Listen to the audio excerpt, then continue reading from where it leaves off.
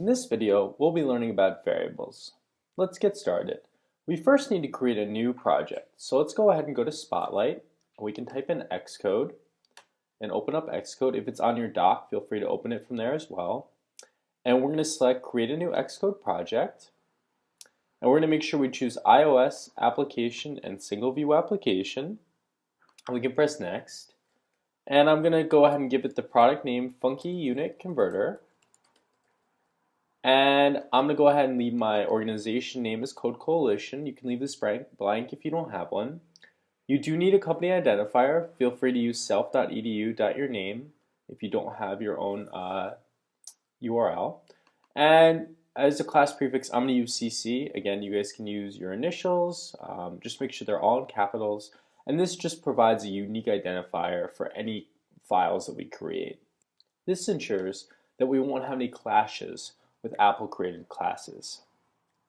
We're also going to make our device for the iPhone, and we go ahead and press Next, and we are going to choose the option Create Git Repository on Mac, and we can press Create, and we're going to go ahead in our folder navigator on the far left hand side to go to ccviewcontrol.m, and we're going to be writing all of our code inside of the viewDidLoad method. ViewDidLoad is a method name, and everything inside the curly braces will be evaluated when our view loads. Methods allow us to package information together. So when the viewDidLoad method is called, everything inside the curly braces occurs in the order of the statements inside of them. The same principle can be applied to the method named didReceiveMemoryWarning. Every time the didReceiveMemoryWarning method is called, the items inside the curly brace evaluates. However, we're not going to write our code inside of the method didReceiveMemoryWarning because we're not going to have any memory issues in our tutorial together. Later on, if you use too much memory, you'll receive a warning and it'll tell you like, hey, you're using too many objects, you're using too much RAM on your device, and this application is in danger of crashing. But our viewDidLoad method will evaluate because it loads every time our view appears on the screen when we run our application. Our method names in Objective-C are very readable. We'll talk more about method names later, but for now we're going to talk about integers, which are values that hold whole numbers. Examples of this are 0, 29, and negative 100,000. Let's get started writing our first integer. We're going to write our line of code below this green line of code, which is actually a comment, which actually has no effect on our program. So it actually isn't code at all. What we're going to do though is explain comments in our next video together, so you'll get a better understanding of what's going on with them then. For now, let's go ahead and write int x and add a semicolon at the end. We use semicolons to finish all statements in Objective-C. A statement is a single line of code. Here, the type of the variable is an integer, and we use int, or the keyword int for short, and we give it a variable name which is x. On the next line, we can reference the variable that we just created, and we said it was an integer, so we can assign it a value using the assignment operator, which is our equal sign, and give it an integer value, which is 5 in this case.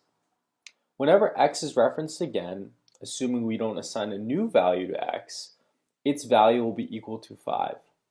We can also say that x stores the value of 5 from now on. Now let's check out the type of float. Floats are numbers with decimals. So let's go ahead and create our float, and we can write float.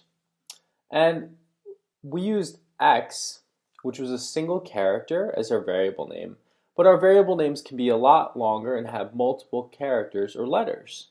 So let's go ahead and create a more descriptive variable name. So let's just say this is the height of Everest Base Camp. And we can set its value equal to 16,900.3. And we notice that this number has a decimal, and this agrees with the type. It's a float, which allows us to pass in or set it equal to values with decimals, or numbers with decimals. Why not always use a float then, you might ask? Well, sometimes you want your variable to be able to hold an integer value and only an integer value because that's all that makes sense. For example, a variable named number of Cosmos episodes would not make sense if it was a decimal value because we can't have part of a Cosmos episode. Furthermore, floats take more memory than integers and therefore are more efficient. However, nowadays, this is really not something you should be concerned with, especially since our early computer programs are going to be really simple. The processing power it takes to load one image dwarfs any gain on using ints rather than floats. We use variables to keep track of information. Whenever we need the height of our Everest Base Camp, we can simply use the variable name height of Everest Base Camp and we'll get the value of 16,900.3 back. Throughout the videos and assignments, I will sometimes include comments to help you understand what is being done. Developers use comments to write hints and to share information with other developers if they're working in a team. We can also use them for ourselves to remind ourselves what chunks of code are supposed to do. Let's figure out how to make comments and when comments are used. To start with, comments begin with 2 forward slashes. So I can go ahead and I'll show you that we have a comment here. Do any additional setup after loading the view, typically from a nib. I can then return, I can write another comment, and I can write something like this is a comment. And as we mentioned in our last video, comments have no effect on our program at all. They're simply ways for us to tell ourselves what's going on. So I can add another comment below it. Generally, when we have multiple lines of comments, though, we use a slightly different syntax, and it looks like this. We can go ahead and add a forward slash and an asterisk, and we can add a few returns, and I'm going to do another asterisk and a forward slash. And anything between the asterisks will be commented out. So I can write information on this line, additional information here. We wouldn't want to comment every line of code inside of our project because this would lead to unmanageable code and very clumsy code. But in our example, we only have 3 lines of code so far, so let's go ahead and comment what all 3 of our lines of code do so we can reinforce the idea of variables. So I'm going to go ahead, I'm going to write, I am creating a variable named x that is of type integer. Integers are whole numbers. And I can go below this, and I could even have made this a 2-line comment, but you see that even if I go over, it carries over because this is still considered a single line of code. I can go ahead and add an additional quote which says, I am assigning the value of 5 to my variable x. And we see that we can do both the creation of our variable and the assignment on the same line. So let's just simply write my variable named height of Everest Base Camp is being assigned the value 16,900.3 since my variable is of type float. Floats are numbers with decimals. And here we get to see that we've used our comments to help us understand what our 3 lines of code are doing. In this video, we're going to go ahead and learn about operations on variables. To do this, we're going to be working in the viewDidLoad method, and we're going to go ahead and we're going to clean up the viewDidLoad method because there's a lot of stuff in there right now. So we can go ahead and we can remove all of our comments, and we're also going to remove the int x semicolon and then x equals 5 semicolon. We'll just rewrite that so that we can start nice and clean. So we're going to write int x is equal to 5. So once again, we're creating a variable named x that's of type int, which is short for integer, and we're going to assign it the whole value 5. Remember, all of our statements need to end in a semicolon. And we're going to create 2 more integer variables. So we're going to say int y is equal to 20. And let's create our third integer variable named z. We'll set its value equal to -2. And now we need to create 2 integers that are going to be used to capture the result of our operation. So let's see how it's done. Let's write int addition answer is equal to x plus y. and we can write int multiplication answer is equal to y times z. And now, in our first example, this translates to my variable named addition answer is equal to x plus y. Well, the value of x is 5, and the value of y is 20. So addition answer now has a value of 25. In our second example, we created a variable named multiplication answer. And if we look at the right side of the equal sign, we see y times z. Well, the value of y is 20, and the value of z is negative 2. So the value of multiplication answer is now equal to negative 40.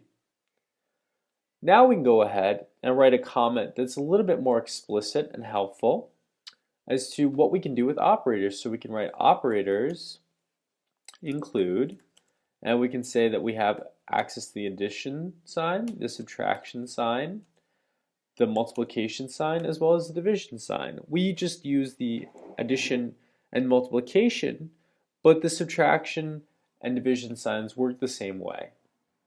Now let's try an example using floats. If we wanted to know how far we must climb to reach the top of Mount Everest, we would first need to know the height of Everest.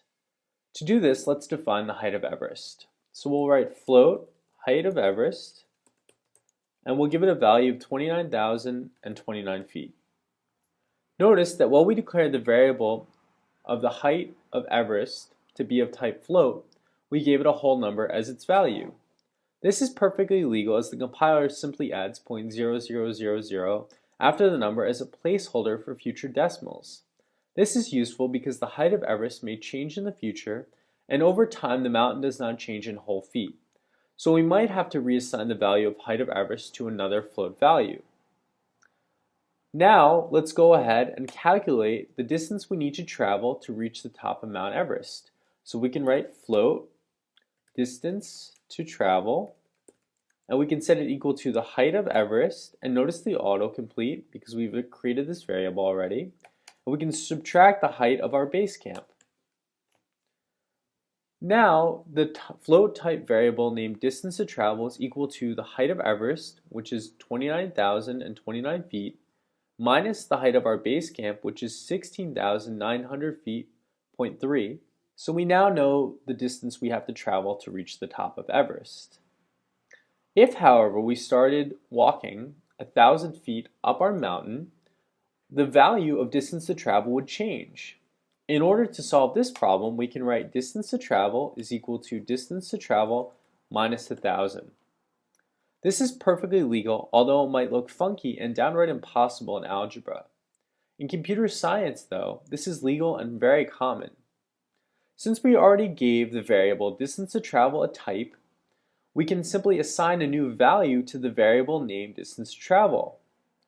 Furthermore, in our assignment operator, the right side gets evaluated first, so we have access to the old value of distance to travel before we assign a new value to this variable named distance to travel. In this video, we'll learn about logging to the console. How do we check what values are in each variable? We have previously just been assigning things, but now we need a tool for us to visually understand our code. We use a function called nslog. Let's write an nslog function in the viewDidLoad method. So below super viewDidLoad, let's add a return, or actually let's add two returns. We can write nslog, and we can write hello world.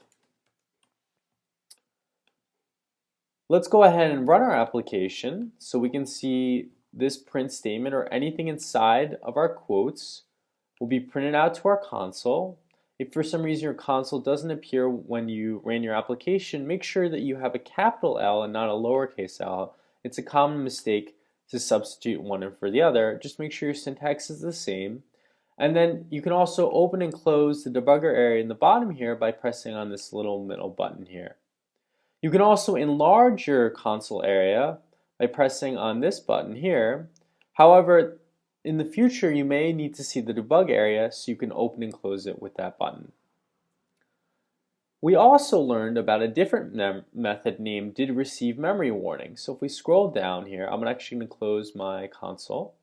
We scroll all the way to the bottom, we see void did receive memory warning, and we know that we can write code inside of our curly braces. So below our comment here, let's go ahead and write another nslog statement. We can write did receive memory warning, method is evaluating. And if this method is being called, this nslog statement or the material inside of our quotes, the characters inside of our quotes, should print out to our console. So let's hit stop and go ahead and rerun our application. And we see that only hello world is printing out, which is a hint to us that only the stuff inside of UDidLoad's curly braces is actually being evaluated right now. So what is a function? Well, a function is simply a way of doing something.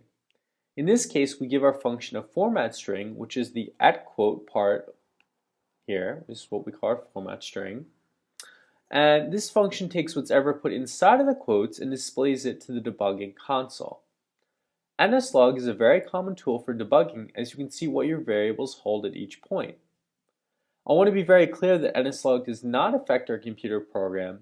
Instead, it is used by developers so they can track what methods are being called and in what order, as well as the values of variables that have been assigned. We'll learn how to print out variables to our console in our future video. In this video, we'll be talking about valid variable names. So far, we've seen a few valid variable names, like single characters, including X, Y, and Z. We've also seen full words and multiple words used for variable names, like height of Everest Base Camp and multiplication answer. For the full words, notice that we've used camel case, which is we have a lowercase to start off with our variable name, so we never want to start a variable name with a capital letter. We reserve those for classes, and we'll discuss classes in a later video. But we do capitalize every word after our first word, which is known as camel case.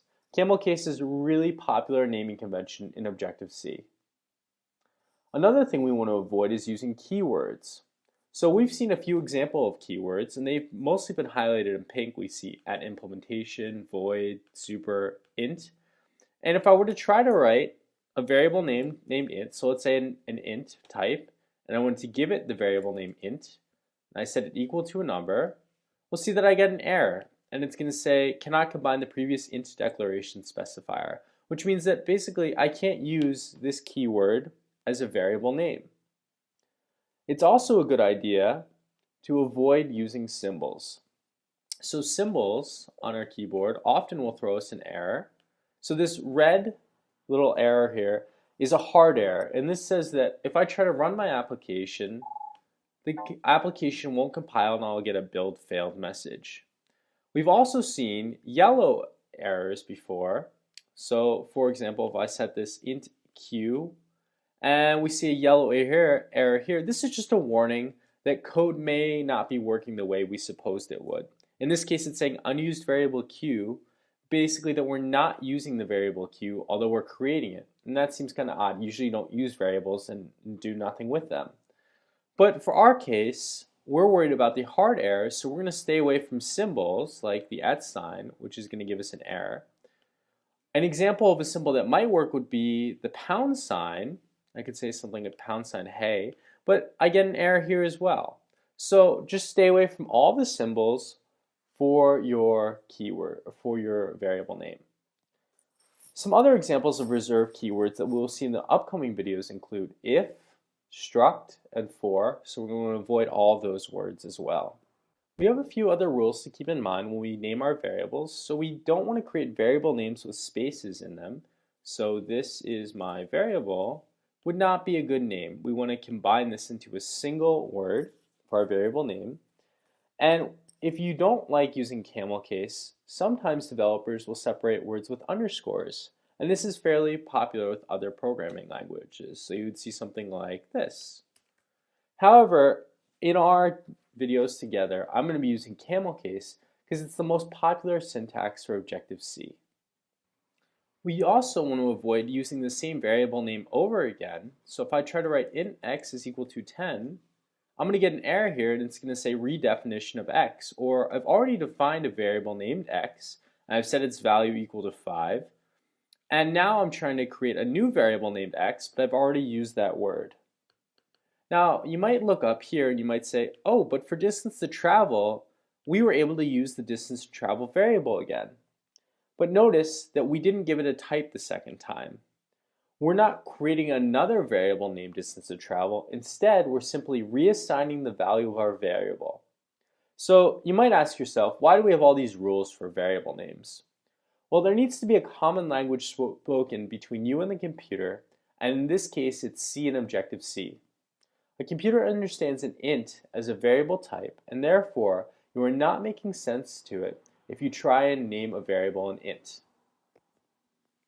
In this video, we'll be learning about tokens. I want to first explain to you that computers will only do exactly what you tell them to. We have to be very explicit, and this is the nature of computer science. When talking with humans, people can generally understand the gist of what you are saying. However, with computers, this is not the case. So I'm going to go ahead and show this to you guys, or an example of what I'm talking about. If I type in nslog, and I try to type in hello again, we're going to see an error. And the issue here is that I'm using a lowercase l instead of an uppercase L. Now, how could I avoid this problem? And if I try to run my computer program, it won't run because it's going to say implicit declaration of function nslog is invalid. Well, I could have used the autocomplete that Xcode provides for me. So if I look down here, I see nslog, and it says NSString format. We said earlier that inside of the parentheses, we take a format string. And if I press the return key, we see that it autofills and it does it with the correct syntax. Now, there's one thing to keep in mind here. When we use the autocomplete, often we'll get these arguments. And in this case, it's telling me I have to add a format string. This is not valid to enter for my program. So if I try to run this right now, it's going to give me an error. And I'm going to have to go ahead and add my format string. So I need to erase the autocomplete or the auto argument it added for me there. And I can write hello again. And now when I go ahead and run my application, we'll see that we get hello again print out to our console.